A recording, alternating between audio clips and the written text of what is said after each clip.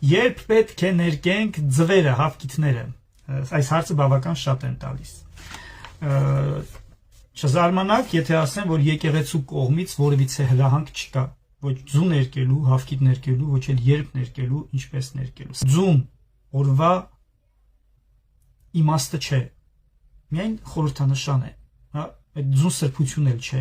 չգիտեմ, այդ ձվի հետ կապել զատկի տոնը, միայն հավկիթի ձվի հետ կապել, խանութները դատարկել, ներկել, տունը ուտել, տրզել, բայց պատարակի չգնալ, նշանակում է ընդամենը որկրամոլություն անել, ուրիշ ոչ մի բան։ Այսինքն այդ հավկիթից չի կախված հարության տոնի խորհուրդ, սիրելիներ, շատ գեղեցիկ է, մենք էլ ենք ներկում, բայց վարտադիր կարմիր ենք ներկում, մենք էլ ենք ուրախանում, երեխաների հետ խաղում ենք, մանկությունից սովորել ենք, բայց այդ ամեն ինչը անում ենք Սուրբ Հարության տոնի ավետիսը ապրելուց հետո։ Հետևաբար հավկիթը ներկել 5 շաբթի կամ ուրբաթ օրը, մանավանդ որ կան մարդիկ, ովքեր ասում են, որ այդպես պետք է 5 շաբթի օր օրինակ ընտանիքի անդամների քանակով ներկել հավկիթ կամ խաշել այդքան հավկիթ չներկել եւ ուտել կամ բան։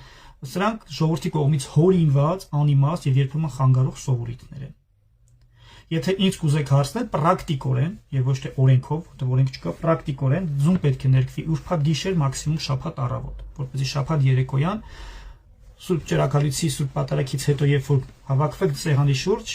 Քրիստոս Հայրավի մեռելուց ասեք եւ զատկական այդ հավկիթը ճաշակեք եւ ուտեք։